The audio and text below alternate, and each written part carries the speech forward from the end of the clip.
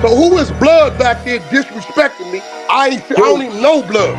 Who you talking about? Whoever your celly is, Blood talking about. And let y'all know how really dangerous it really get with your boy and this issue and this all this. I ain't running from nothing. I get in all issues. I'm front line and front row ever since I came out the womb. Where you from? Nigga, I'm from Millis, nigga. They call me GB from Miller Gangster. 120th Street, and you. I'm stepping on everything that you can't step on. You fraternizing with the niggas that I be stepping on. I've been stick slip, a nigga know me in the streets.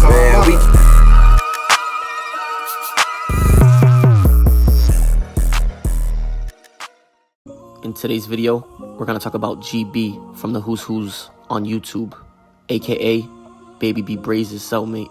We're gonna talk about everything from his early life, his cases, to how he lost his little brother while he was incarcerated.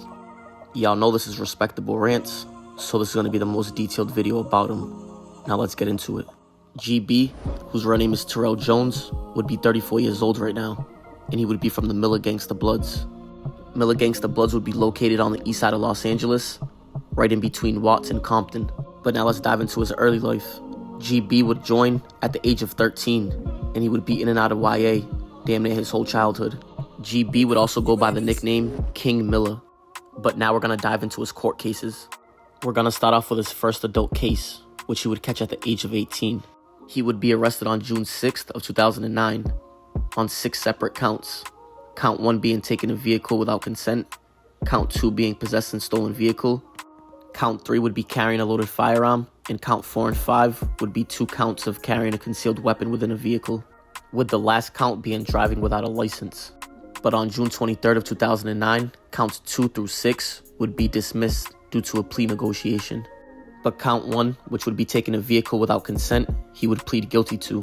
He got 36 months of probation, but 5 months later, on November 23rd of 2009, it was revoked, and he got 16 months in state prison. He was then released in 2011, and he would stay out of trouble for the next 3 years.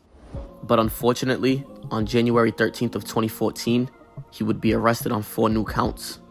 This time he was arrested for 2 counts of possessing a bad check, 1 count of trying to pass a fake check, and 1 count of trying to pass a completed check that wasn't his. He would then have to sit with no bail, but on April 22nd of 2014, just 4 months later, he would go to court and have counts 2 through 4 dismissed. But they didn't dismiss count 1, so he would still have to sit in the county jail fighting it.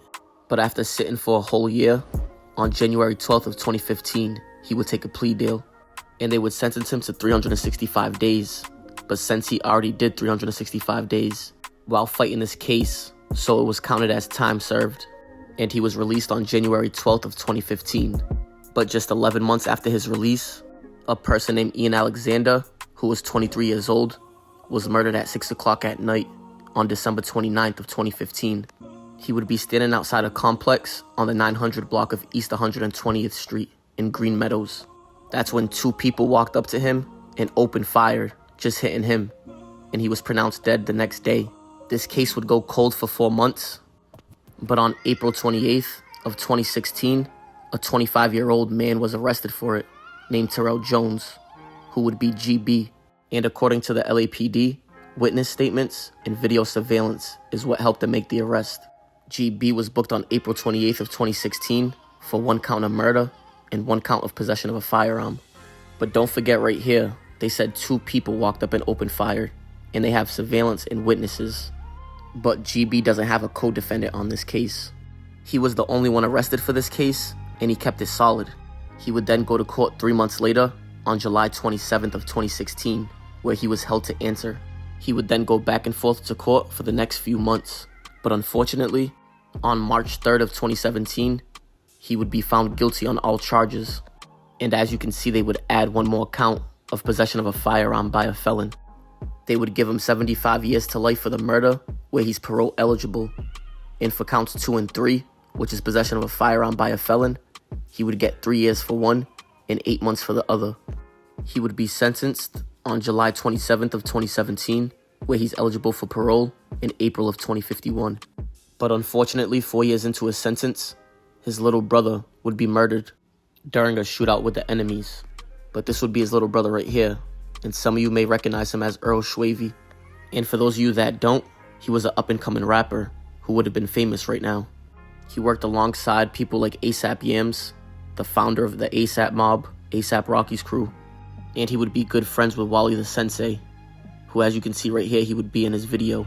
That would be him right there to the left, next to the speaker. His real name would be Earl Hatton, and he would be 26 years old at the time of his murder. He would be killed on January 9th of 2022. Witnesses at a party told police that Earl Schwavy and his crew pulled up to the party, and one person inside of Earl Schwavy's car fired a shot at them. That's when people inside of the party fired back, hitting Earl Schwavy. They believe it was gang-related, but Earl Schwavy got hit in the back, and the bullet hit his heart. And he was the driver, so it caused him to crash the vehicle. Even Vince Staples would post about him. But that's going to wrap it up for this video. Subscribe, comment, and like. I appreciate y'all. It's Respectable Rants.